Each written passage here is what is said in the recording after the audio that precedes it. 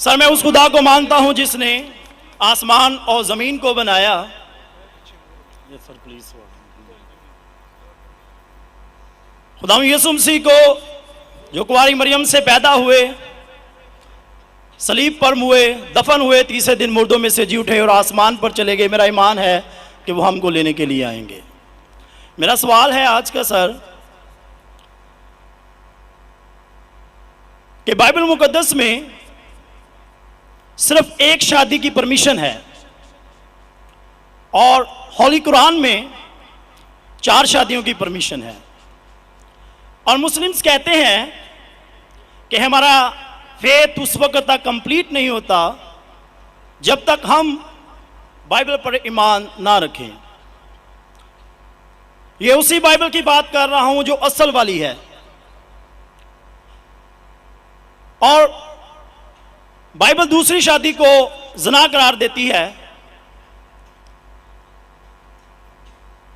होली कुरान में 70 हूरों का जिक्र है।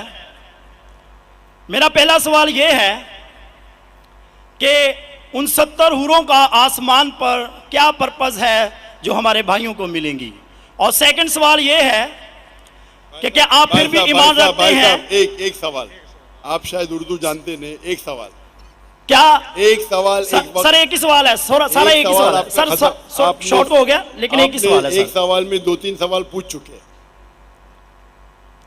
तो क्या सर मेरा सवाल ये है? भाई साहब आपका सवाल मुकम्मल हो गया, आप डॉक्टर साहब का जवाब समाप्त फरमाइए। जवाब सुनिए, सवाल समझ गया मैं आपका सवाल दोहराऊंगा। आपने कहा कि मुसलमान का ईमान है कि वो बाइबल में मानते हैं, ये बिल्कुल गलत है। कुरान मजीद में कहाँ लिखा है कि बाइबल को मानना चाहिए?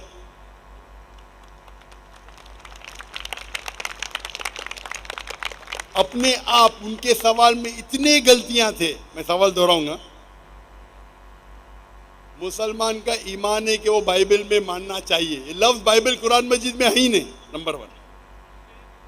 फिर उन्होंने कहा कि बाइबल में लिखा हुआ है कि एक शादी करना चाहिए, कुरान में लिखा है कि 4 शादी करना चाहिए, और फिर कहा कि कुरान मजीद में लिखा है कि 70 हूर, ये जितने चीज कहा सब गलत, सब गलत, सब बकवास। नंबर 1, आप मुझे बताइए कुरान में कहाँ लिखेला है कि बाइबल को मानना चाहिए? कुरान में लिखा हुआ है कि इंजील को मानना चाहिए, बाइबल नहीं। आपकी जो बाइबल है वो इंजील नहीं है। सॉरी सर, इंजील ही कह रहा था मैं अपनी तरफ से। आप जरा मेरा जवाब सुनेंगे? Yes sir. और बीच में दखलंदाजी नहीं करेंगे? Okay sir. आपने सवाल पूछ लिया, आपका टाइम खत्म, ये डिबेटिंग सेशन नहीं है। आपने कहा बाइबल कुरान में मौजूद ही नहीं लफ्ज। इंजील को मानते हैं जो अल्लाह ने ईसा अलैहिस्सलाम पे नाजिल की गई थी। ये जो उनके पास है वर्ड बाइबल किधर से आता है? बाइबल आता है एक ग्रीक वर्ड बिब्लोस से। बिब्लोस इंजील से नहीं, बिब्लोस मतलब बुक ऑफ बुक्स। हमें बाइबल पे यकीन है कि वो अल्लाह का कलाम है। बाइबल पे अमल थोड़ी करना चाहिए। आज किधर लिखे लगा बाइबल पे अमल करना चाहिए? हमको ये यकीन रखना चाहिए कि इंजील अल्लाह का कलाम है। ये यकीन रखने की जरूरत नहीं कि इंजील को फॉलो करो। इंजील पे ये यकीन रखना चाहिए कि वो अल्लाह के तरफ से वही थी, अल्लाह का कलाम है जो ईसा अलैहिस्सलाम पे नाजिल किया, हम इस पे यकीन रखते। ये प्रेजेंट बाइबल जो आपकी है वो बिब्लोस है। आपको पता है कितने किस्म के बाइबल है? आपको पता है? अभी आप जवाब दो, पता है कितने किस्म के बाइबल है? जवाब दो, कितने किस्म के बाइबल है? सर ट्रांसलेशंस की बात कर रहे हैं आप? Bible original manuscript. सर वो तो एक ही है। आपको इल्म ही नहीं है, अफसोस की बात है। देयर आर 24,000 मैन्यूस्क्रिप्ट, 24,000 मैन्यूस्क्रिप्ट है बाइबल की, और कोई भी 2 आइडेंटिकल नहीं है। आपको इल्म ही नहीं है। मेरे लाइब्रेरी में इंडिया में 200 से ज्यादा वर्जन ऑफ बाइबल है। ट्रांसलेशन है वर्जन मतलब ओरिजिनल मैन्यूस्क्रिप्ट डिफरेंट है। मिसाल के तौर पे king James version, new international version, Doue version, new world translation, 2000 किस्म के बाइबल है।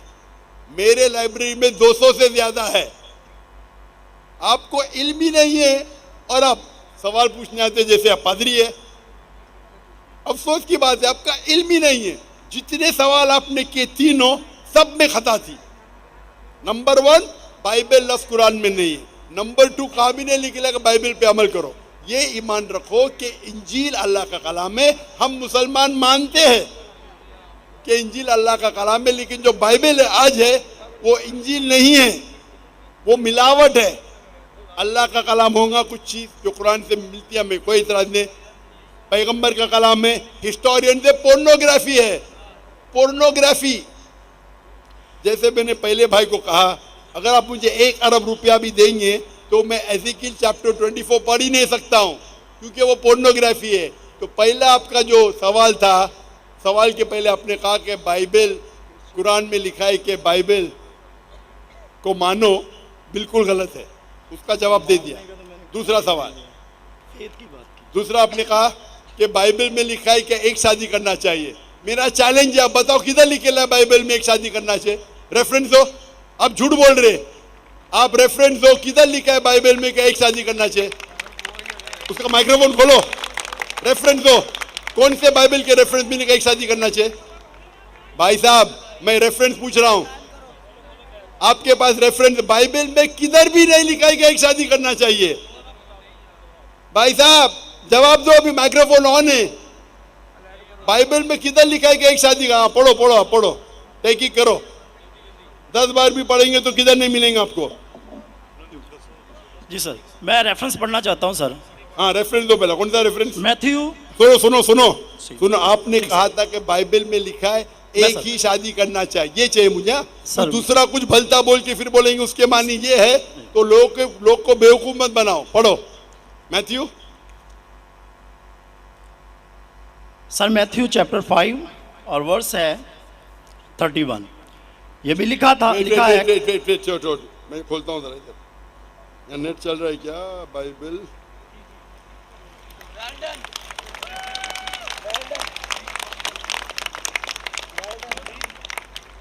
Bible Matthew 5 verse 31। हाँ पढ़ो पढ़ो। जी सर, जो कोई अपनी बीवी को छोड़े उसे तलाकनामा लिख दे, लेकिन मैं तुमसे ये कहता हूँ कि जो कोई अपनी बीवी को हरामकारी के सिवा किसी और सबब से छोड़ दे वो उसे जना कराता है, और जो कोई छोड़ी से भी हुई से ब्याह करे वो जना करता है। इसमें किधर लिखे है कि एक बीवी करना चाहिए? बताओ सर। अगर आप दिखा इसके अंदर। सर यहाँ पे बात आप लोग का वक्त क्यों जाया कर रहे हैं?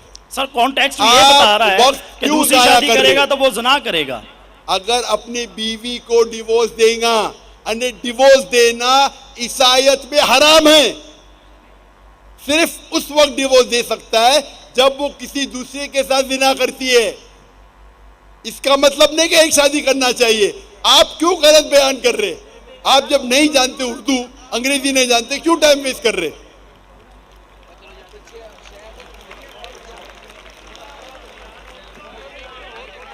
It has been said of the old times। और ये मैं ये जो बाइबल का है, gospel of Matthew chapter number 5 verse number 31, it has been said of the old times that whosoever thou shalt not divorce his wife, whosoever divorces his wife unless it be for fornication has already committed adultery। मतलब तलाक देना ईसाईयत में हराम है।